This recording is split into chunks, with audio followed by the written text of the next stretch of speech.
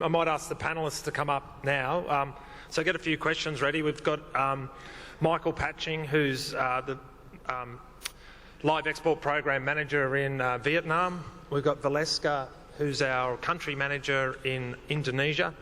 And we've got Brosnan from Wellard, who's obviously a major exporter. So it's an opportunity to ask some questions. I might, if anyone would like to start the ball off. You can talk about what's happening in market, what these guys are seeing, what the challenges are. We've got a taker for the first question. I might kick it off then and sort of go to Michael Patching in Vietnam. There's been obviously rapid growth there, Michael, and recently you're at a seminar with a whole lot of government officials and various industries. What's the future in Vietnam? What's happening on the ground in Vietnam? What trends and what are you seeing? The guys will operate the mic. Turns on. Yeah, so a couple of weeks ago we had a roundtable presentation. It was very promising. We've only really been there for 3 years as Australia, and the beef industry is only about 6% in Vietnam. So it doesn't actually represent that much in terms of the concentration of meat consumption in Vietnam. But there was a very positive response both from industry and the Vietnamese government and the Australian government. And they're very supportive of what we're doing over there, the Vietnamese government. We actually have 3 delegates, and I'll informally just acknowledge the 3 delegates from Vietnam that have actually come over to find out about our systems, and they're very keen to develop their knowledge base of what we're doing so that they can advance their systems within Vietnam itself. From both that roundtable as well as other conversations that I've had, it's very clear that they're going through a stage of trying to restructure their agricultural system within Vietnam itself. The TPP that's come in, they're the lesser nation that's within that TPP setup, so there's a lot of emphasis on them to try to create something within their agricultural systems, especially with meat production, or they'll probably just, that will disappear and they'll end up just importing box products. So there's a lot of focus on looking at breeding programs as well as trying to make their systems more productive and more competitive through abattoir reform and other things like this that will all come in the next sort of 5 to 10 years. So there's a lot of focus within Vietnam of trying to get things right and trying to improve.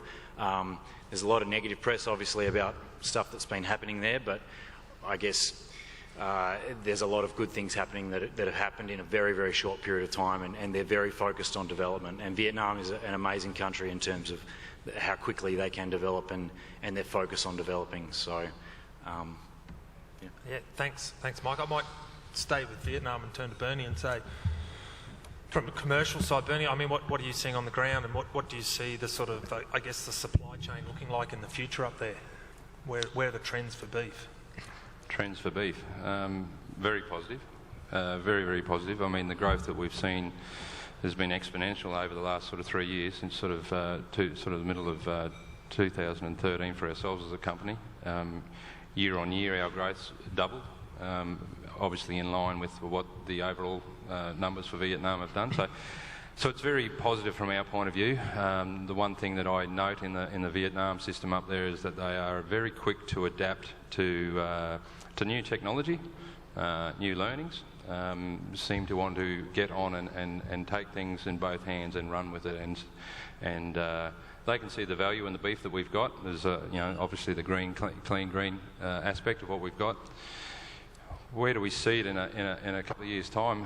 Who knows? I think the Vietnamese side of the industry has to be more efficient because they don't have access to the as cheaper ration or commodities as the likes of Indonesia do.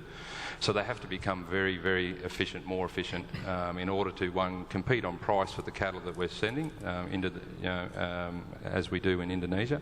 They've got to be able to convert and put those kilos on a lot more efficiently. So, they've got a very competitive pork industry up there, which soaks up a lot of the byproducts that Indonesia doesn't have to compete with. So that cost of ration is a big difference. So feeding efficiencies is one of the big areas I think you'll see improve or be concentrated on in Vietnam.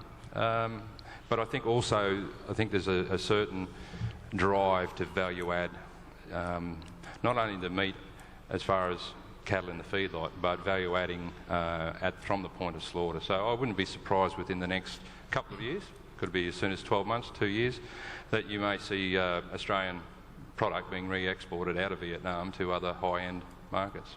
I think that's the sort of the opportunity that exists for Vietnam. They're strategically located there in amongst Asia, high population, high density people, so they're well positioned. Yeah, I was going to agree with that. I think I was up there a few months ago, and the economy there is just booming. You just see things growing, and there's a booming sort of funnel back up into China and the rest of Southeast Asia. They're just focused on growing their business. Michael. Yeah, I'd just also like to add that it's a really interesting time in Vietnam with the importers and the system that's happening at the moment. We're really starting to see some big players starting to come through. There's one that's obviously, well, those that are involved in the system, there's one that's putting a lot of influence on the system at the moment, but there are a number of other very, very large companies who have a lot of social license involved with their companies that are starting to really come into the marketplace, and you'll see them come through the next 6 to 12 months. I'm hopeful, and the way they're talking, it's very promising that they will bring in a new dynamic into the marketplace. Up until now, we've seen a lot of traders being involved, a lot of emphasis on slaughter cattle, and now we're starting to get into people that are actually looking towards the future and looking towards actually developing their company and their agricultural systems rather than just looking at the short term. So that's really promising from my point of view, and it's promising obviously from the exporters' point of view that there are people actually looking to the future in the country.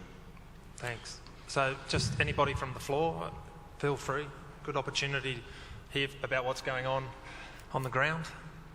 No? Let's be quick. I might turn to Valeska, who's in Indonesia. I was just going to add, Michael, I think I guess for producers and everyone else's point of view, the Vietnam market has really been a godsend in a lot of ways, and the timing of that market entering onto the stage, as far as Queensland being gripped in drought for the last basically 4 years, reduction in import permits from Indonesia. It's been an absolute godsend, and the timing could not have been better. It takes predominantly, it started off as a slaughter market. It's now in that transitional stage where, in order to survive, those importers have to move to that feedlotting regime in order to avoid those sort of highs and lows as the cattle prices in Australia dip and rise. So it's in that natural progression stage now of moving to that feedlotting system. And the guys up there are very passionate about what they do. They don't muck around. They get in and they certainly build very quickly. They take advice on board very quickly. So it's a very exciting market. Big things yet to come. It'll mature very quickly and become a very sophisticated market before long. Maybe turn to Indonesia quickly, and Valeska, there's been a number of Australian government delegations up through Indonesia with our Prime Minister and the Ag Minister and our Trade Minister. How are relationships in the Australia-Indonesia relationships, and how do you see that affecting the beef industry? Right. I think the last few months there have been a few visits, and so far, as I've heard, it's been quite successful. There's a general consensus that there's been a few political interruptions, political distractions, like the Bali executions, etc. But underneath all that, I think the people links have remained quite strong, and there's a general feeling that it's the time to actually get on with it and actually let us have more cooperations between the two countries. Indonesians kind of know what they want now, and they want to work with Australian producers to actually develop more sustainable agriculture systems in Indonesia, both in the beef but also in the live exports side of things. In the last couple of weeks, when Minister Rob was there, I think a lot was said about potentially looking at third market exports and also looking at value add. So I think that's where the live export industry has been quite successful in the past. Australia is very good at breeding cattle. Indonesia is very efficient at feeding them. So I think we should really capitalize on that advantage and continue to do so in the longer term. I guess one of the big questions always is permits and moving to an annual basis or some more consistent basis and knowing what's coming up. How's that looking?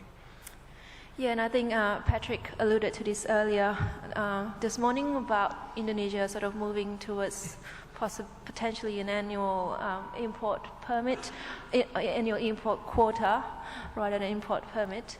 There will still be a 4-monthly import permit process, but I guess having an annual number will give us more certainty on our operation side and also give us a lot more time to plan and work with them.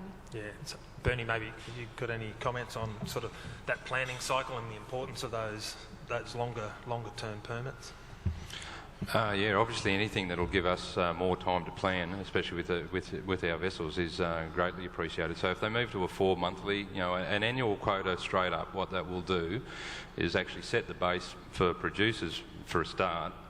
If Indonesia's taking 600,000 head of cattle plus a year, in a normal year, that's going to represent a fairly strong price. So if you're a producer and you're wondering, what's the likelihood of the price going to be this year? Well, if you already know that Indonesia's taking 600,000 plus, 650, 750, the higher it goes, well then I guess the stronger the base price for the producer back in Australia, the likelihood.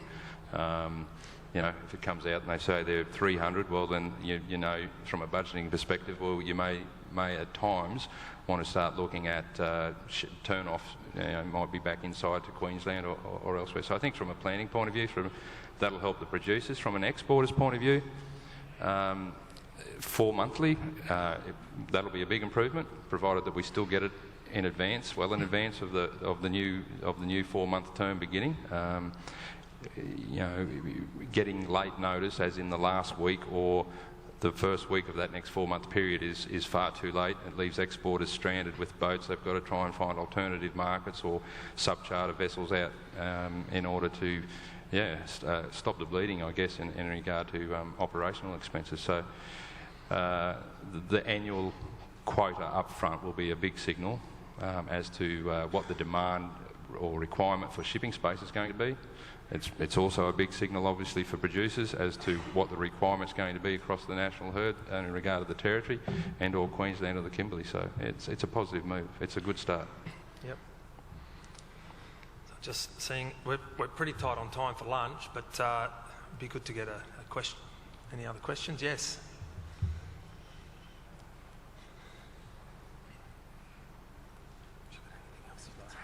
Good morning. I'm the Indonesian consul to Darwin. I just want to thank the presenters and the discussion on the regional. Welcome my Vietnamese brothers from the Indonesian government. I want to say thank you very much for this good partnership that we've had in terms of the cattle cooperation.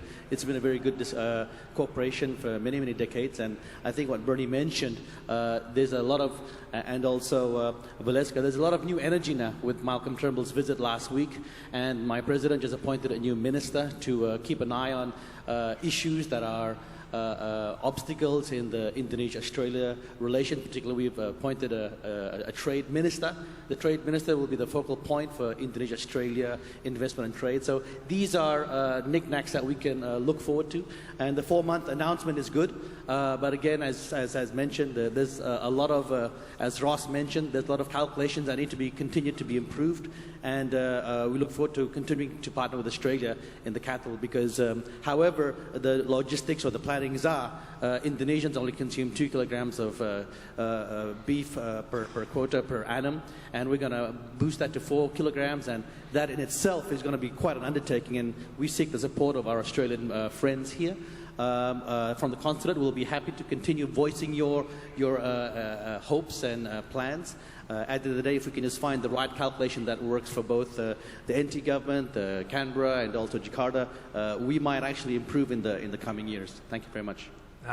Thank you. I think I agree. Like Valeska said, the people-to-people contacts are great in the industry, and that's what's really driving it. And it's a long-term, stable relationship with the north of Australia and Indonesia. So yeah, it's good. Can I just? Yeah, Valeska. I think the NTCA pastoral program that's currently already been running for over 4 years. I think that's a really great initiative between Australia and Indonesia, getting the Indonesian students to come across to Australia to better understand our systems and what it's like to be in a cattle station. And I think that's something that we should continue in the future. Yeah, and on that as well, I would just like to stress how important it is that of what we can do as Australians being in the market.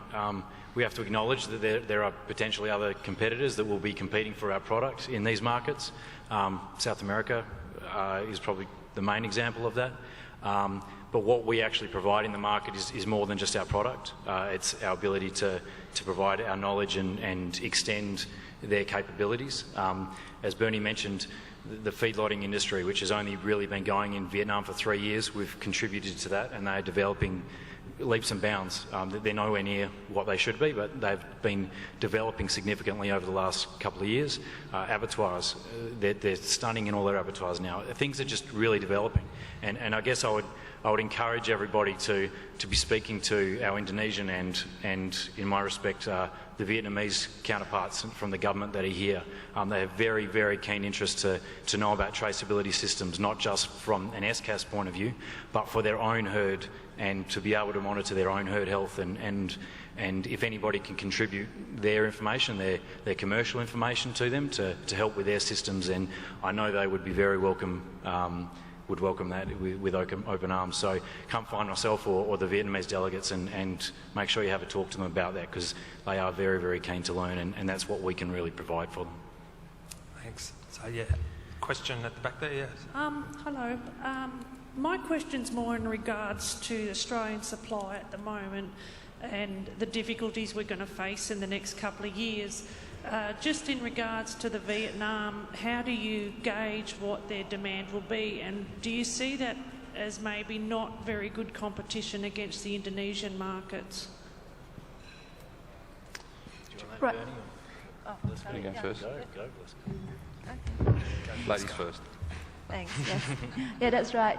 There has been some questions in Indonesia as well about the ability of Australia to continue the supply. We know that the cattle numbers have been quite tight and will be continuing to be quite tight in the next few years as we go through the drought, and also as restocking start in the next few years. So I think there is still for the Indonesian importers, they still feel that Australia is the main supplier, and our product is well regarded in the market, and that's going to continue. From a supplier perspective, I think there's something that's also have to be discussed with the producers and exporters to make sure that there is an arrangement going forward, and that we can give them some certainty that Australia is not going to jump into the next market and leave Indonesia behind. Yeah, I guess in regard to competition or potential competition between two countries for the same style or type of animal, class of animal, that's definitely that's definitely real, I guess, going forward in the next few years. You know, Vietnam, typically all feeder markets typically start off as a slaughter market, so they're only taking those slaughter animals, which is what Vietnam has been, and now we're seeing that transition as importers need to maintain a margin in order to remain viable. They've sort of taken a 350 to 420 kilo animal now as well, so we're still in that heavier end. We're outside the feeder bracket. There has been some move in the last, I guess, 8 or 9 months, with a couple of importers moving back into the feeder weight range, similar to Indonesia, 280 to 350. So it's very real. Supply-wise, I guess that's a job that us as exporters will have to battle with, and the winner there obviously is going to be the producer.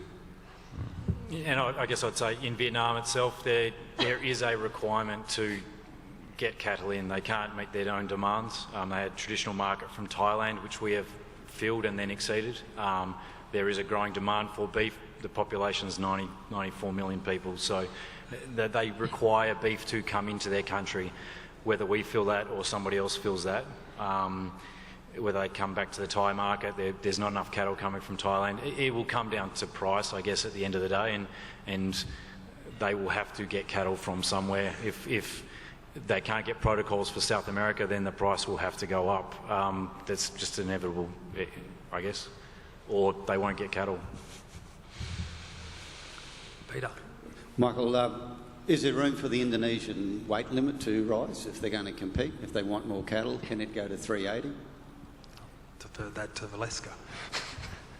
Look, I think if we're looking at the Indonesian market now, the prices in the wet market is sort of hovering around $10 a kilo, and it hasn't sort of moved in the last few months. It's almost becoming a new normal now, and I think with the growing population and growing demand for red meat, for more animal protein, that might need to be the way to go. And there's always going to be people who can't afford to have red meat every day, but that's going to be the new normal, I reckon, in the future. That is going to be more of a user pays and quality triumphs kind of thing. Yeah.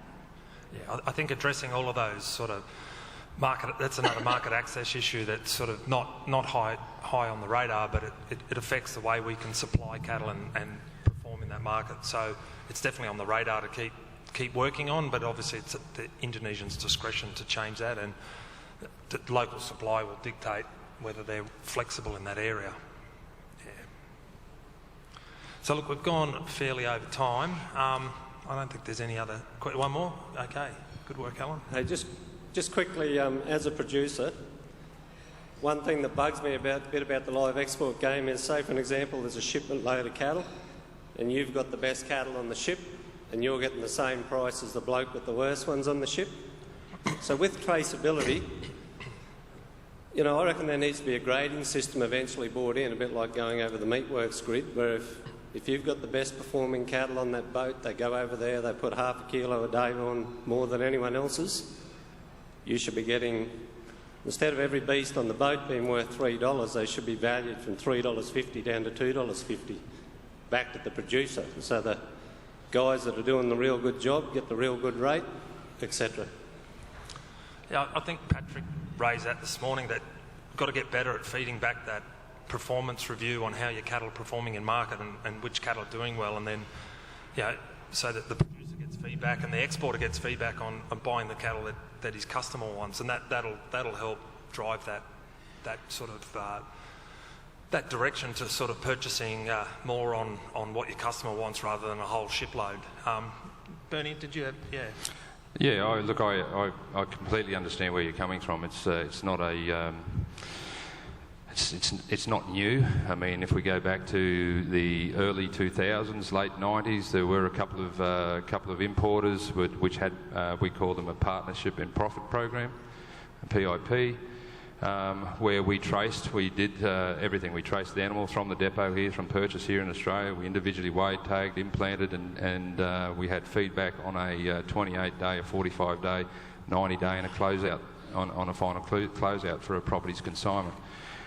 It's not new, and I mean, obviously that for the importer and for the exporter allowed the identification of those cattle as you're talking about, those cattle that really perform in a feedlot and have got a higher ADG, that helped that importer identify the better cattle, and cattle that he was prepared to compete more price-wise when they came onto the market. The unfortunate part about, as you say, 6,000 head go on a boat and there's every grade of animal on that boat and everyone's getting the same price. A lot of the time that comes down to, and it's hard to lump at the moment, but that's really driven by supply. The fact of the matter at the moment is there is not enough supply.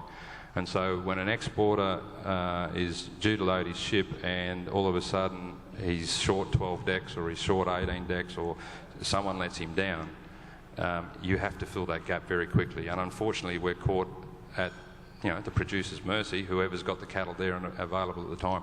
I understand 100% where you're coming from, and I guess in order for that to progress, you need to identify or be able to identify an importer or a customer at the other end who will allow you to get that feedback and bring it back and work in it. So, hopefully that's the sort of stuff, and that's where real efficiencies come in. And it's obviously better for everyone. The higher your genetics or the better performing your genetics are, the better the feedback you can get, the easier it is to improve it. So it's certainly something going forward that I'm sure could be revisited. But like I say, we need to be able to partner with people in the other end of the customer because they're the holders of the information. Thanks, Bernie. Look, we've run out of time, so I might wrap the session up. Thanks to all the speakers and thanks to everybody for listening in. Thanks to the panellists. Sam Brown's just going to say a few closing words and then we can all get our lunch. Thanks.